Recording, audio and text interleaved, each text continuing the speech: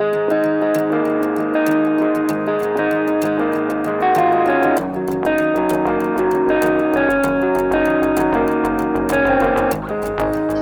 good morning, everyone.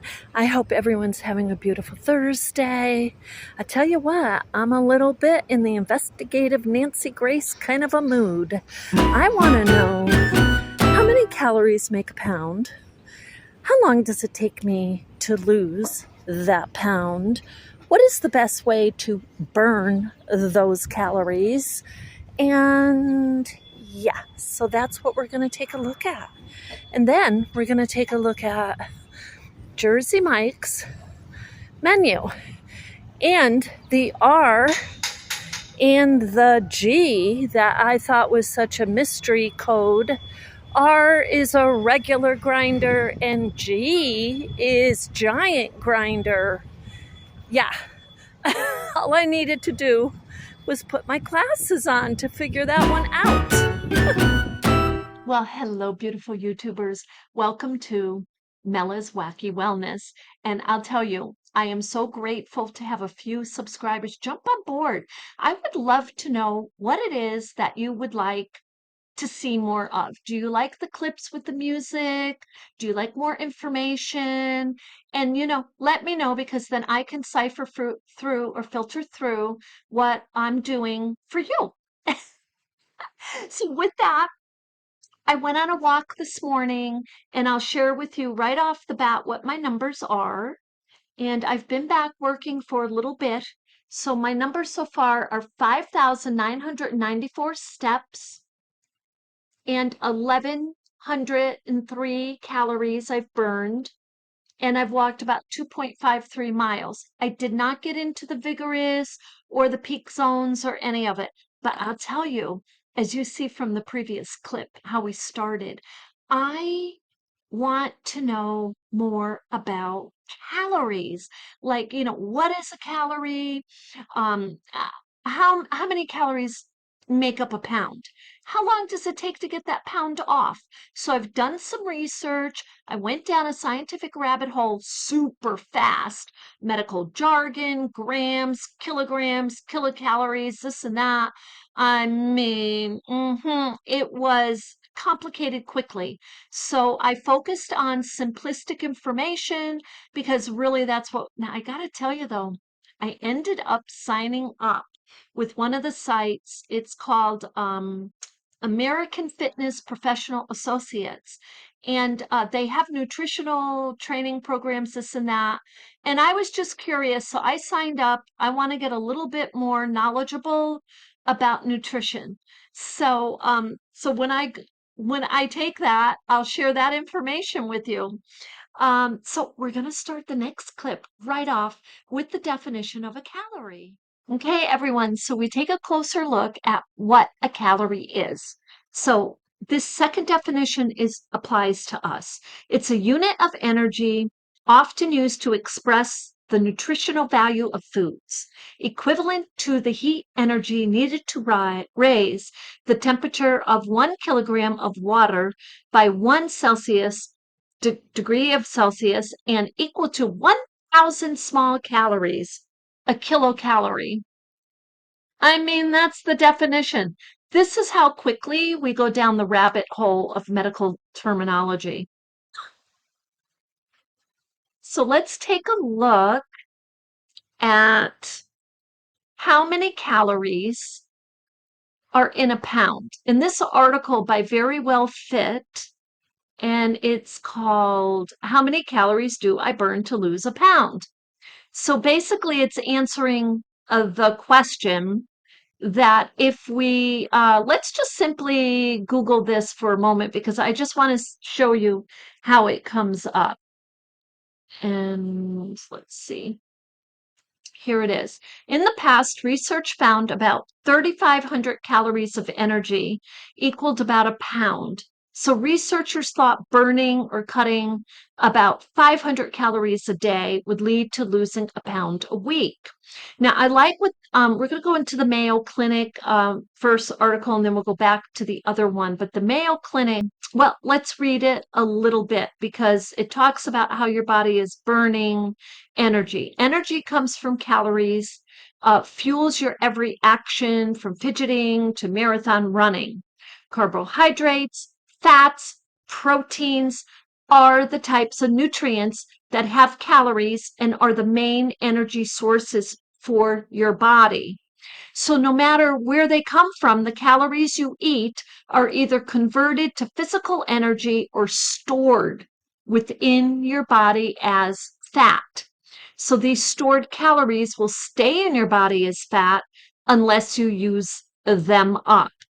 And you can do this by cutting how many calories you take in so that your body must draw on the reserves of your energy. Or you can add more physical activity. So, I can't help but think of it like this. You know how the squirrel is squirreling away the nuts and everything? This gives me the idea that we squirrel away that extra foods like right on our body, right?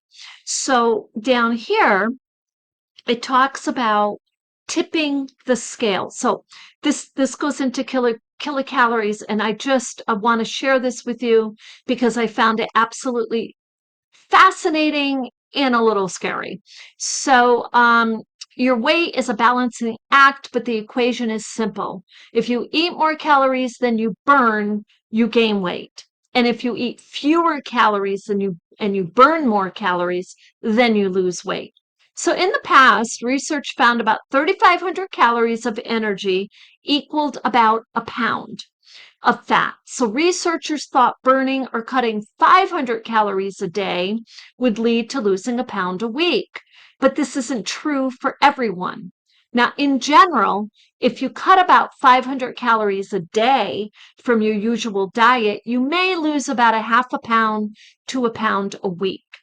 But this can vary depending on your body, how much weight you want to lose, and your gender, activity level, all of it, because even if you're on medication, that can affect it too. It sounds simple, but it's more difficult because when you lose weight, you actually lose a mix of fat, lean tissue, and water. And this is why they say when you're dieting, drink water. You'll hear them say, drink water like all day long because you're losing that water. So you want to hydrate as you go along. Even if you're not exercising, but if you're dieting, you need that water. So all because of changes that occur in the body as a cause of weight loss, you may need to decrease calories to keep losing weight. Let's see here.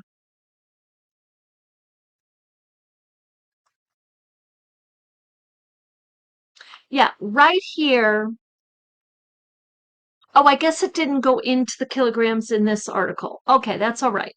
But cutting calories. So cutting calories include change, but it doesn't have to be hard. These changes can have a big impact on the number of calories you take in, like skipping the high calorie stuff and eating the skipping the high calorie, low nutrition stuff and swapping high calorie foods for the lower calorie and cutting your portion size.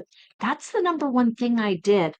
I basically cut out ice cream. And that was the number one thing. I just cut it out. And when I cut it out, 20 pounds fell off of me. I'm not kidding you. Now, at that time, I was not exercising, but it was the ice cream and it was causing havoc with my health big time. So I had to really focus on eating healthier. So now, this is just kind of giving you some examples. Flavored latte is 268 calories. Switch it out for coffee, which is about 5. Chocolate ice cream, that was my number 1. And they say a cup, I was eating more than a cup. So I was eating, 300, that's close to 300 calories at a time. So switch it out. They say try strawberries that are only 69 calories. So those are some ideas right there. And we're going to go into a whole lot more ideas. But anyway, so I wanted to share that with you.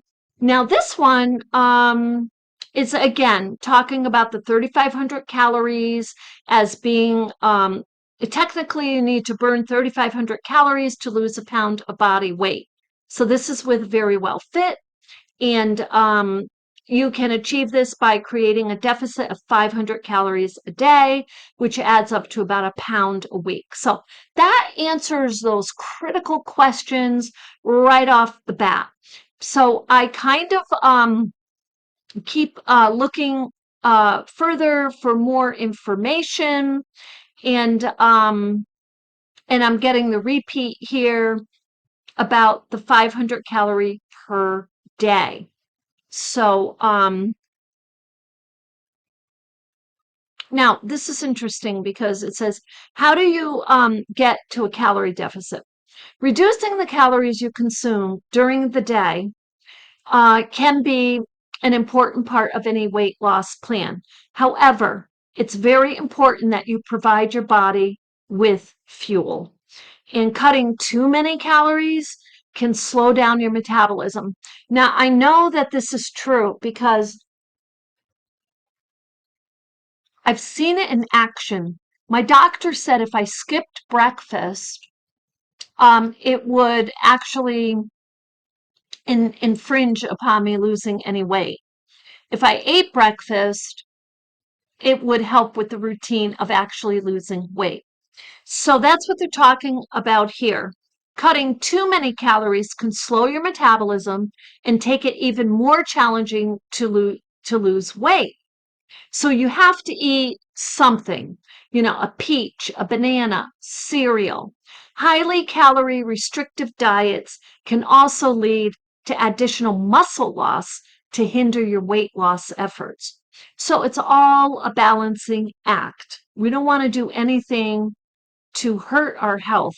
So we want to make sure that we're eating, exercising. That's why those things go together so well. So increase your calorie burn. So exercise is an important part of weight loss, but it's not a magic bullet. A safe, healthy weight loss rate is about 1 to 2 pounds per week. So if your weight loss is faster than that, you may be losing too much muscle mass. So you want to really be careful. Like you don't want to dive in, like, what is the hurry?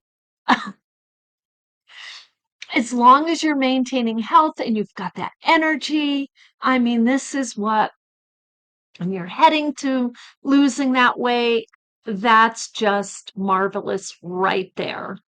The amount of calories you burn depends upon a variety of factors: activity of choice, so the type of exercise, the level of effort, the speed and intensity. As you know, I really pace myself. Now, I do have my days where I really push it, but I basically pace myself.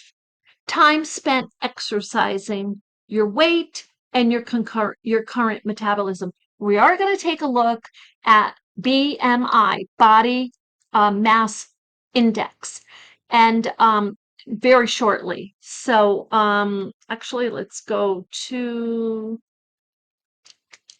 that next clip.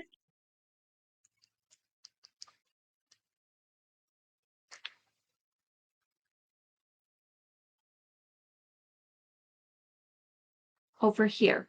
Now this site is the American Fitness Professional Associates site, and AFPA, Health, Nutrition, and Fitness. So it says, eat more or eat less. 5 interesting facts about calories. So I really like the way they write up this article. It's super simple. When it comes to calorie, I'm going to put my frame down here a tiny bit. When it comes to caloric intake, there is no magic number.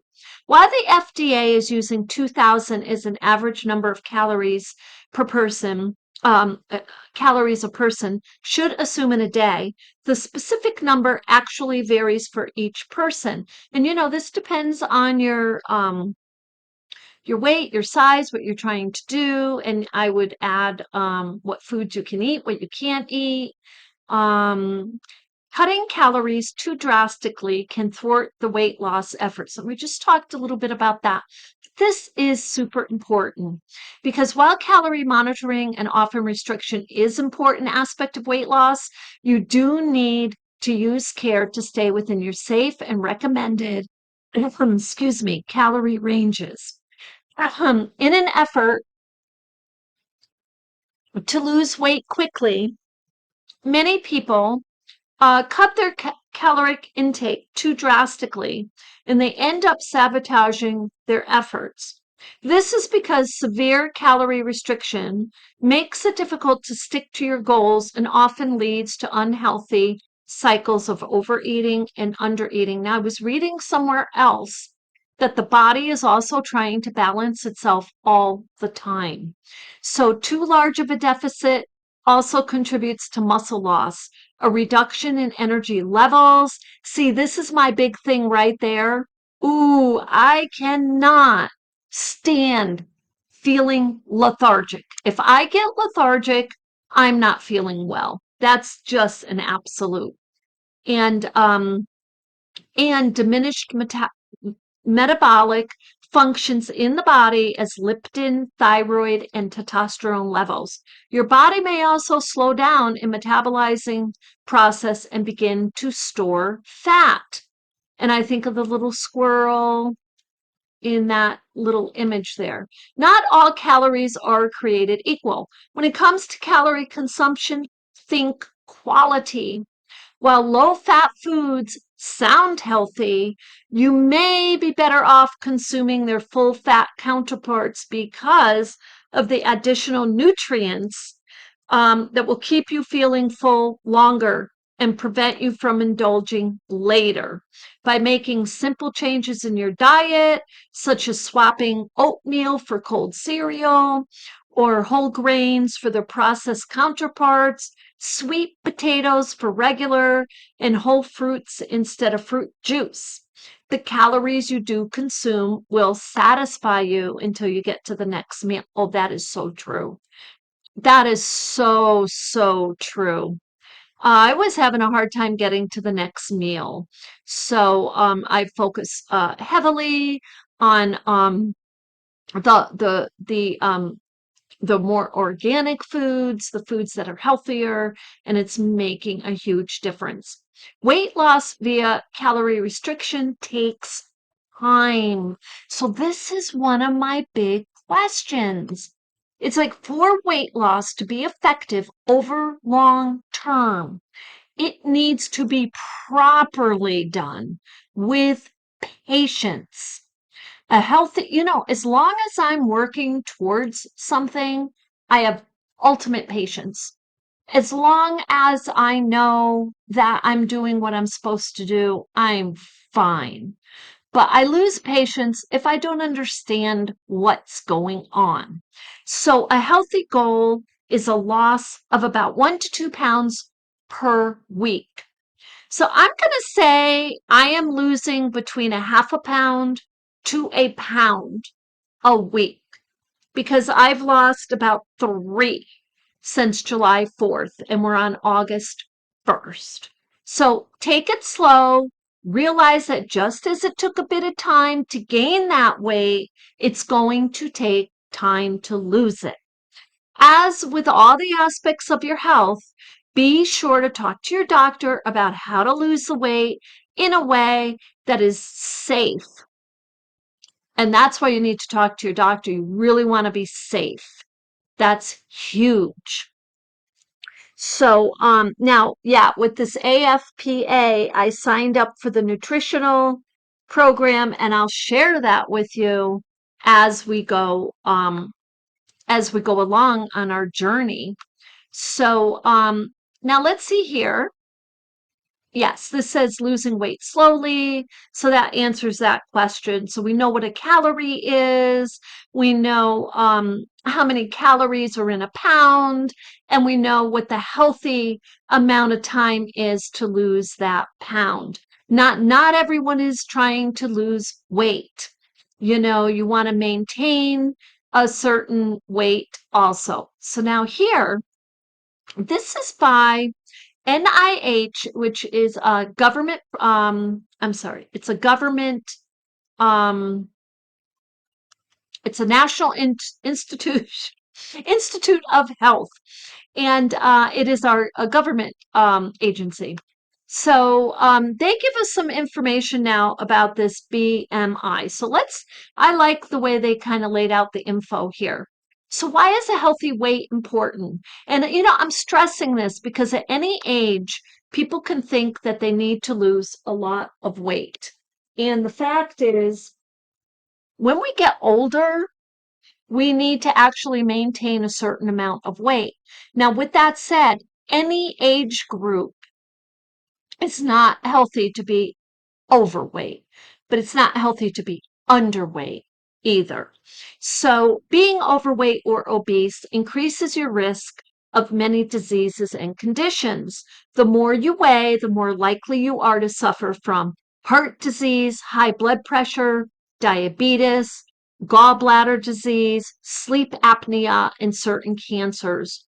On the other hand, a healthy weight has many benefits. It helps you to lower your risk of developing these problems, and it helps you feel good about yourself and gives you more energy to enjoy life. Now, I'm going to share something with you also.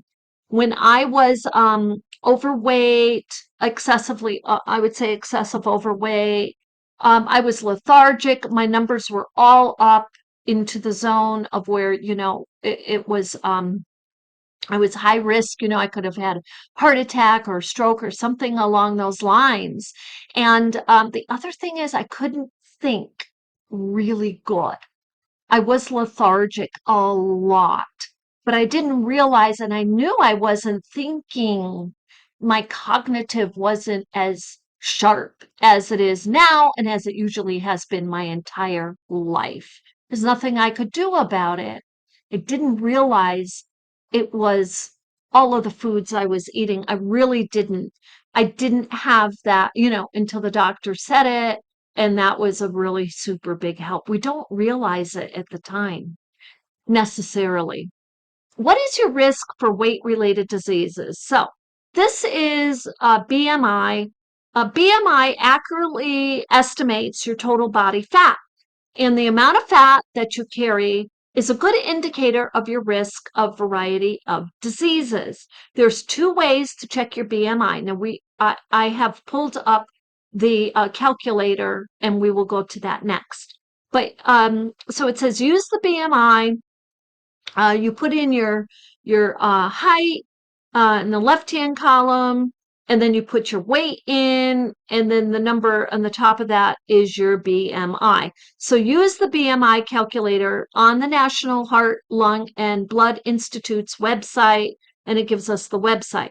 Once you know the BMI, you check the box 1 to see what the number means. Although BMI can be used for most men and women, it does have some limitations. It may overestimate your body fat in athletes and for others who have muscular build. And because it's going by your weight, right? It's going by your height.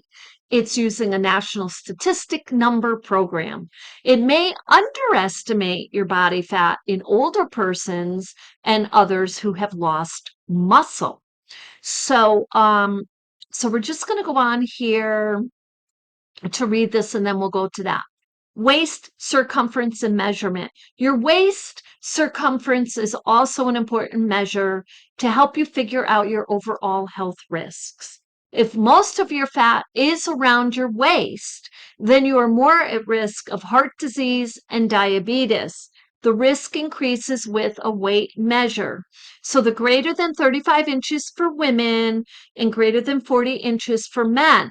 Now, take into account your size. Some people have a smaller bone size, so their waist isn't going to necessarily, in my opinion, the waist measure isn't going to necessarily say if you're an indicator if you're overweight or not. They're saying this is on average.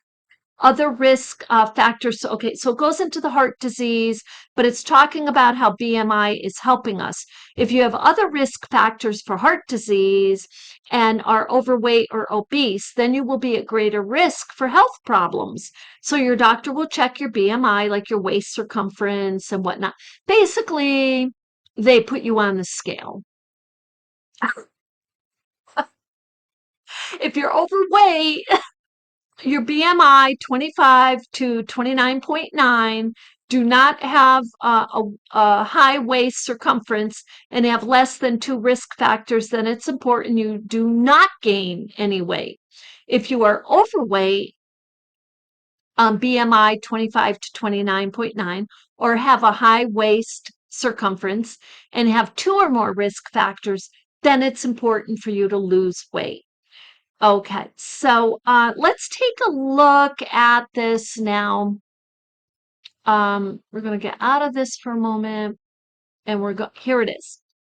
So now I am not highly familiar with this until I've been doing my research, and this is why I wanted to do the research. I wanted to know how these different things are connected and have a better idea. So this is standard. So let's put in here, I'm not going to put mine in because I don't want to get too personal with all of my information. But let's put in 6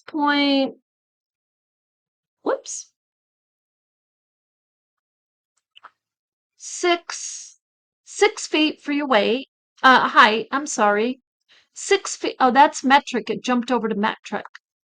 So I want to put in standard. I want to put 6 feet, 3 inches, and let's say 6-foot person, maybe 230 pounds because they're really tall. And it says compute the BMI, 28.7. So, now it says over here, BMI categories. Underweight is under 18 and a half. Normal weight, 18 and a half to 24.9. Overweight, 25 to 29.9. Okay, so this would be overweight. Yes, 28.7, because overweight is between 25 and 29.9. Obese is BMI is 30 or greater. So that's a super big help. Okay, so I'm loving that. Now this, let's see, over here we already went through this. Nope, this one we did not. This is an excellent article, by the way. So this, let's see here for. Okay, everyone. So let's do another one here. Let's do 5 feet 9, and we'll keep it at the 230. And let's see how the BMI changes. 34. So if you're 5 feet 9 inches, this many pounds, it is saying it's giving you BMI, body mass index 34. So that says you're in the obese section. So it says, so what's next? And so maintain a healthy weight. And to get on that road can sometimes be very difficult, but like I say, one step at a time. It's just about babying yourself, nurturing yourself, giving yourself the very best health management that you can. So increase physical activity. And of course, all of this is with your doctor's care. Eat a heart healthy diet, and let's see what this says. Whoops. And know and control your heart numbers. Okay, so that again is with your doctor. So now that we've got all of this information, now that I really believe we can take a closer look now at Jersey Mike's menu. So let's just pull this up. Um, Whoops, Jersey Mike's menu. And this will just be easier for you to see. And menu, and we're going to say with the calories because we want those. Okay, so let's just take a quick look here. So sausage, egg, and cheese. These are their subs.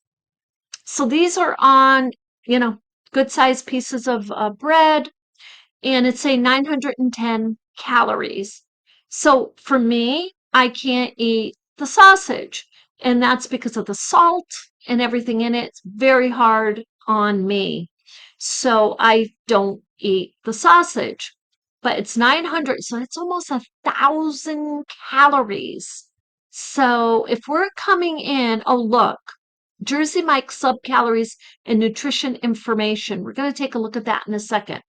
So, if that's coming in, if you're having, let's say during the day, if you need a certain amount of calories. I know for me, I'm averaging, there's a couple of things going on for me, and I'm going to share with you. Maybe it's the same thing.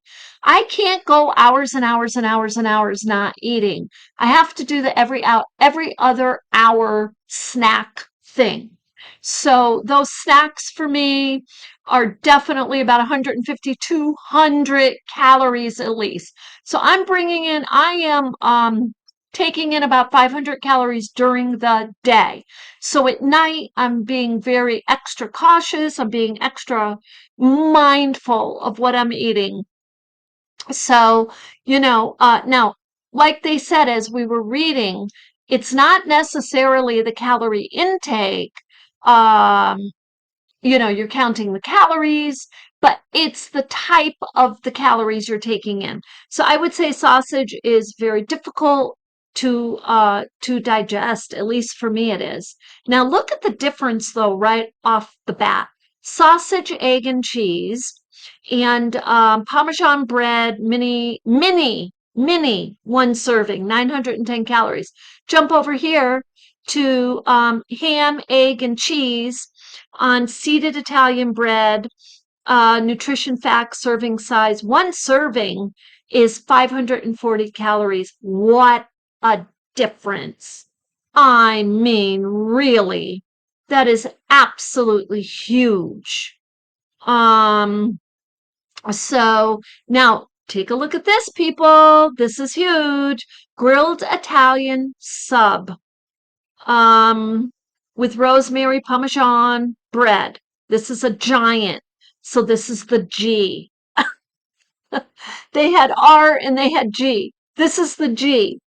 2,060 calories. Well, I guess for the day, that's all I'm going to eat because I'm going to need to take in at least 2,200 calories a day. So, I might eat a little bit during the day, and when I have my grinder at night, wow, that's huge. So the last grinder I got, it was a tuna grinder, and it was at um oh, here it is. Let's just take a look for a moment. Um, okay. Tuna fish grinder on this menu that I'm holding from Jersey Mike's. I cut that grinder in half, and it was a small. So it would fall under regular. So that was 1,050 calories. And when I cut it in half, so that was about five. I'm glad I cut it in half. I'm glad that I did that. And I had a half a salad that evening too. So a giant tuna fish grinder is 2,000 calories. So, I mean, we don't think about these. Now, my mind would be going like, oh, okay, it's about 500. So I'm glad it's all written down. Now, I don't know what they have here. Now, meatball is another super popular type of grinder. So that's 1,620 calories. So yeah, and that's I guess that's including the bread because they're giving you the total calories. So now let's take a look at some of their more I want to say healthier, I would assume healthier grinders, the veggie grinder. So it has Swiss, provolone, and green bell peppers. So cheeses, one slice of cheese is like 100 calories. So for a regular and giant, so for regular, it's 930. So it's almost 1,000 calories right there with a veggie grinder. And the giant is 1,850. So I'm not going to eat a giant, but some people might. So that would be close to 2,000. Now another I think healthy grinder is turkey and provolone. And the regular size calories for turkey and provolone is 800. So that might be one I get. I would get the regular and cut it in half. So when I do get another grinder from them, whether it's tuna, it would be tuna or turkey, I would cut it in half. So, and I wouldn't have provolone though. I would probably have American cheese. And, but the giant is 1,520 calories. Big difference from look. If we go to buffalo chicken, even 1,750, that's probably because of the sauce or the chipotle chicken cheese steak. 1,940. So anyway, now that I mean, for me, and now that I have a little bit better understanding, this is how all of this information has affected my thinking. I'm going to share with you in the next clip. Okay, everyone. So, well, today I learned a little bit more. So, yeah, 3,500 calories makes up a pound of body fat. So that's approximately, right? And it takes about a week to take it from a half a pound to a pound off. So it's about a week with your exercising, watching your diets, and we learned about the body mass index, which I'm not really familiar with, but I am glad that I started to get familiar with it today with you. And so, basically, it can tell us if we're overweight, if we're within a range. And, I would say before anybody changes anything, especially to do with their health, to consult your doctor. And that's what I do. If I'm going to do anything major in changing my health habits, I consult with my doctor. So, and I tell you what, it's changed. It has sharpened my awareness. So when I look at a menu, I'm going to really look at the menu. Many times I will, um, before I even go in a restaurant, before I even go anywhere, I know what I want to order. But you know what? I'm going to do a Google. I'm going to check out the calories because they may be using a bread that makes that extra, amount of calories or whatever. I want to know how many calories I'm taking in because guess what? My body has to work hard at burning calories or maintaining and wants to be energetic. When I eat the wrong foods, I know pretty well within a day because my energy level will plummet. So I really want to pay attention to that for me. And so, anyway, I hope that this helped you a little bit today. I hope the following clips are a little m- motivating to you or relaxing at the very least. And thank you so much for being with me. Please let me know what you enjoy, what you like, and then I can focus on that too. So have a wonderful day. Hey everyone, I thought you'd like to take a nice rain walk with me today. And I'm just going to take a nice short walk and listen to the rain.